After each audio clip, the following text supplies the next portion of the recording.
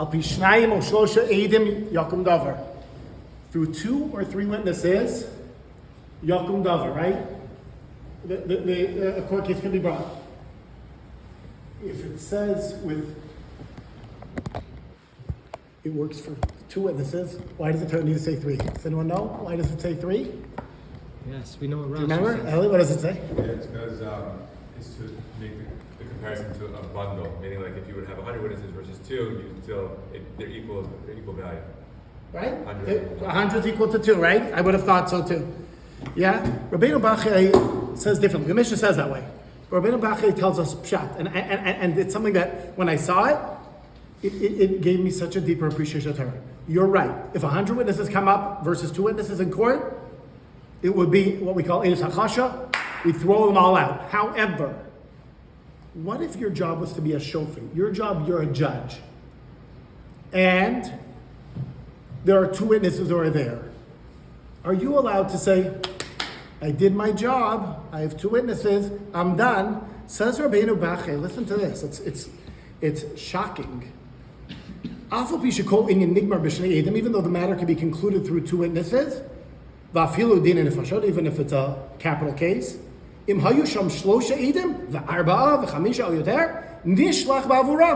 to send for them. You can't sit back, right? Through more witnesses, the matter is going to become more and more clarified. And then we're going to know the truth. That means you have a job as a judge to do what you can to be mivarer, what we call looking as best as we can, as best as humanly possible, to look for emes, to be able to try to find the truth. It says earlier in the parsha, tzedek, tzedek, tirdof. Tzedek, tzedek, tirdof. Righteousness, righteousness. You should ask why? Tzedek, bit tzedek, tirdof. Chazal tell us that you have to seek the tzedek, righteousness, and you have to do it through tzedek. You have to do it through integrity, honesty, certainly not laziness. When we talk about, you see a Gemara like today, and it's amazing the learning here. It's so inspiring. I feel it.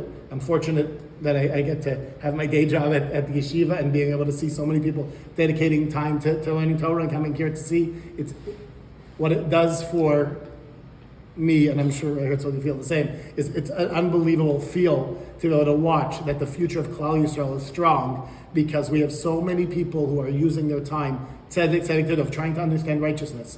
But through tzedek, through righteousness, through erlich, we call it, right? Through integrity, through honesty. So when you see a Gemara today and you see what's more important, rain or I'm learning Torah, you have to ask the question, like, what's going on over here?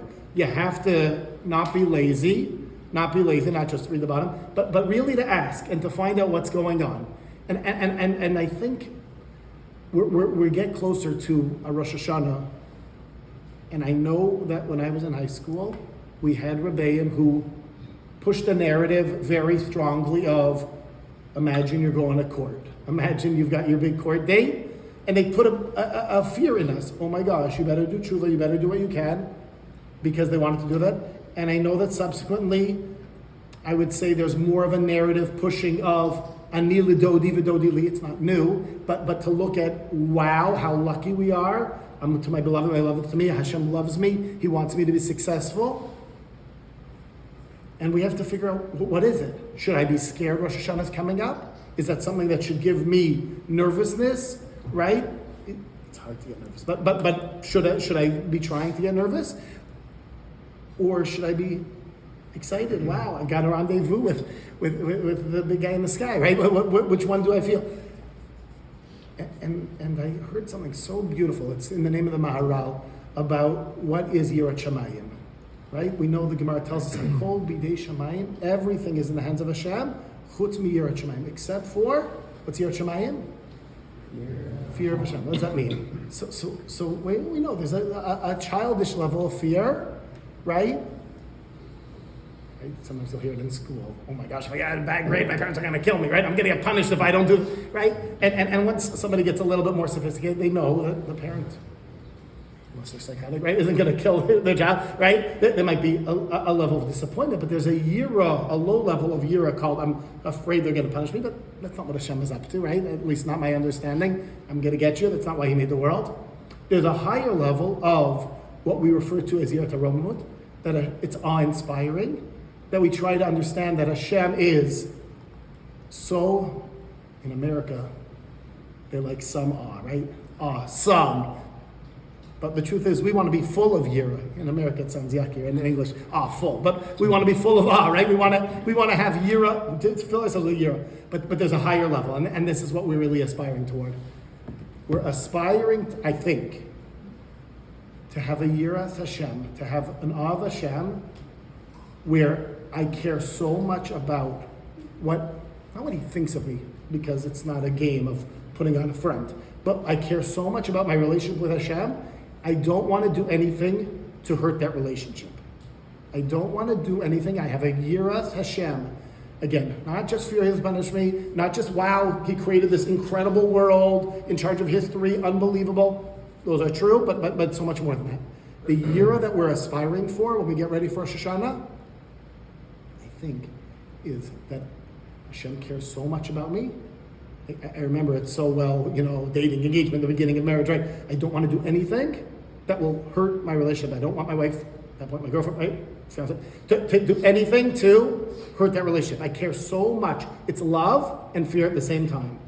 I don't want to say that mean comment. I don't want to say those words that are not true. I have such a yira from Ahava. I have both. And I think that's really what we want from an Elul as we're moving our way through it, is to try to care more, right? We're living in a world where lots of people will say lines and live lives of, I could care less. And I think our job here, as we're getting ready, is to care more. We want to have a yira me'ava, that I don't want to hurt that relationship. I like you too much. And I want to be clear. It's not only with Hashem. I could talk longer. I don't know how much time we have over here, but there's no question that the same way we have a relationship with Hashem, it's a relationship with people. And with people, sometimes we forget that we have to care so much about that relationship with that person that I never ever want to say something behind their back that will hurt them, because I care so much about my relationship, right? The first question we're going to be asked as a Gemara in Shabbos after 120 is what? Nasatim v'nasatim be'emunah. Some people say, well, you're honest in business. That's not what it means. It means, was your give and take, was your interactions with other people with emunah. Emunah is what? Faithfulness. Am I a faithful person with other people? Do I act one way when I'm with you here, but when, God forbid, behind your back, I'm willing to say something that's painful, hurtful, that would belittle you? That's not living a life of emunah. Yira me'ava is both in our relationship with Hashem and our relationship with other people, to always try to think. And we slip, and we always have to try to improve. No one expects perfection, but to try to improve.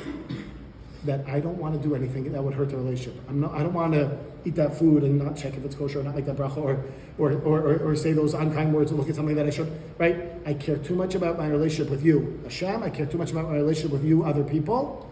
I want to live that life with that awareness that you truly care about me, you as in other people, you as in Hashem. And with that, God willing, we should all have a Ktiva Fatima Tova.